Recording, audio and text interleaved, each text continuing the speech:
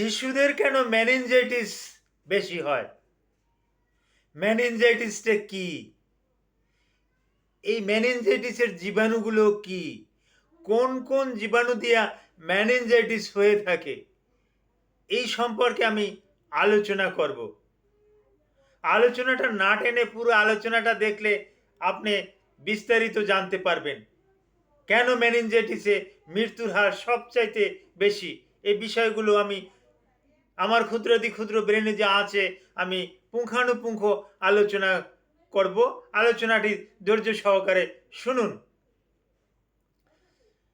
আসসালামু আলাইকুম রহমতুল্লাহি ওয়া বারাকাতুহু। আমি ডাক্তার মীর শহীদুল ইসলাম। আমার চেম্বার শুভেচ্ছা 255 ঐতিহ্যবাহী শেখ গার্ড ছিলেন।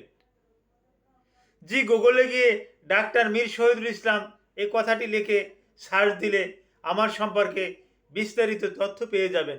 আমার ভিজিটিং কার্ড, আমার ওয়েব পেজ, আমার হোয়াটসঅ্যাপ, ইমো ইত্যাদি নাম্বারগুলো আপনি পেয়ে যাবেন।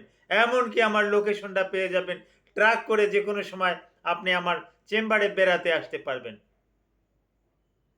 জি দর্শক শ্রোতা, আজকের আলোচ্য বিষয় শিশুদের কেন মেনিনজাইটিস রোগটা বেশি হয়। এই প্রশ্নটা আপনাদের কাছে যদি কেউ করে আপনি উত্তর দেবেন যে শিশুদের ইমিউনি সিস্টেমটা দুর্বল, শিশুদের রোগ প্রতিরোধ ক্ষমতা দুর্বল, যার কারণে শিশুদের এই মেনিনজাইটিস নামক রোগটা বেশি হয়ে থাকে। এখন আপনাকে যদি প্রশ্ন করে মেনিনজাইটিস কি কি জীবাণু দিয়ে হয়, আপনিই উত্তর দেবেন মেনিনজাইটিস 4 ধরনের জীবাণু দিয়ে হয়। এই 4 ধরনের জীবাণু কি? Number 1 bacteria, number 2 virus, number 3 tuberculosis, number 4 Parasite or dermatophytosis. 4টা জীবাণু নাম শুনলেন, তো বেশিরভাগই হয় 3টা জীবাণু দিয়ে, টিউবারকিউলোসিস, ব্যাকটেরিয়া আর ভাইরাস। তার ভিতরে আবার একটা জীবাণু দিয়ে বেশি হয়, জীবাণুটা ব্যাকটেরিয়া। এই ব্যাকটেরিয়ার আবার নাম আছে মেনিঙ্গোকক্কাল। এই মেনিঙ্গোকক্কাল দিয়ে এই শিশু তথা বয়স্কদের এই মেনিনজাইটিস হয়ে থাকে। বয়স্কদের তুলনায় শিশুদের মেনিনজাইটিস বেশি হয়ে থাকে। কিভাবে বুঝবেন? 3টা প্রধান লক্ষণ দেখে কিন্তু বুঝতে হবে। লক্ষণ 3টা: শিশুর জ্বর থাকবে, আমি আবার বলছি, শিশুর জ্বর থাকবে, শিশুর খিঁচুনি থাকবে, শিশুর বমি থাকবে।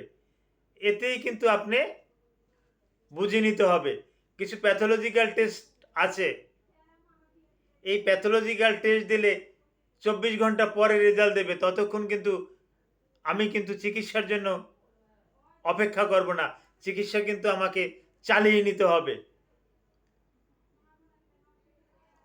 আর যে সমস্ত লক্ষণগুলো দেখা যাবে, একটু দ্রুত চিকিৎসা না করালে শিশুর যে এই নেক আছে, এই নেক শক্ত হয়ে যাবে,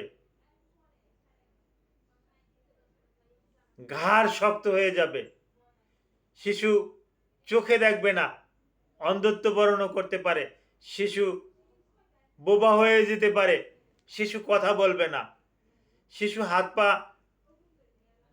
নাড়াচাড়া করতে পারবে না। এই রকমের লক্ষণগুলো আস্তে আস্তে দেখা যাবে। একটা পর্যায়ে দেখা যাবে শিশু শ্বাস প্রশ্বাসে কষ্ট হবে এবং শিশু অজ্ঞান হয়ে যাবে। তখন শিশুর জন্য আইসিইউ কিন্তু জরুরি হয়ে পড়ে। এখন মেনিনজাইটিস কিভাবে ছড়ায়? এটা একজনের মাধ্যমে আর একজনের শরীরে ছড়িয়ে পড়ে। বিশেষ করে বাচ্চাদের ক্ষেত্রে যারা স্কুল গোয়িং ছাত্র আছে, তারা ক্লাসে গ্যাদারিং করে বসে একজনে হাঁচি দিল, একজনের থেকে অন্যজনের মাধ্যমে কিন্তু ছড়িয়ে গেল। তারপর এখন সিনেমা হল অনেকটা মনে হয় বিলুপ্তির পথে।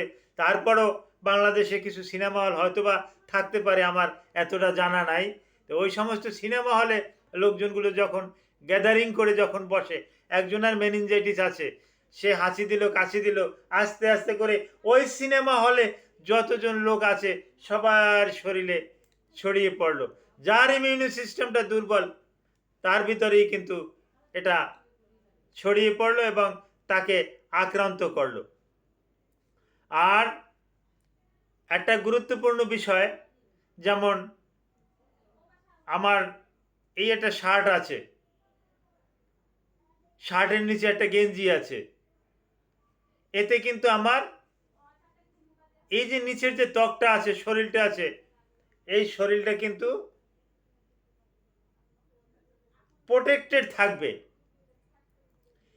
ব্রেনকে প্রোটেক্টেড করার জন্য 3টা স্তর আছে। 3টে স্তরের নাম আমি বলে দিচ্ছি।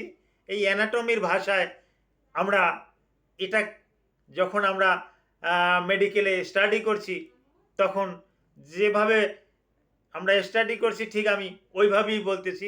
স্তর 3টি: ডুরা ম্যাটার,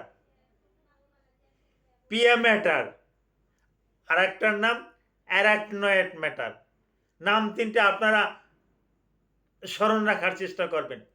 আমি আবার বলছি, 3টে নামের প্রথমটা হলো ডুরা ম্যাটার, নাম্বার 2 পিয়া ম্যাটার, নাম্বার 3 অ্যারাকনয়েড ম্যাটার।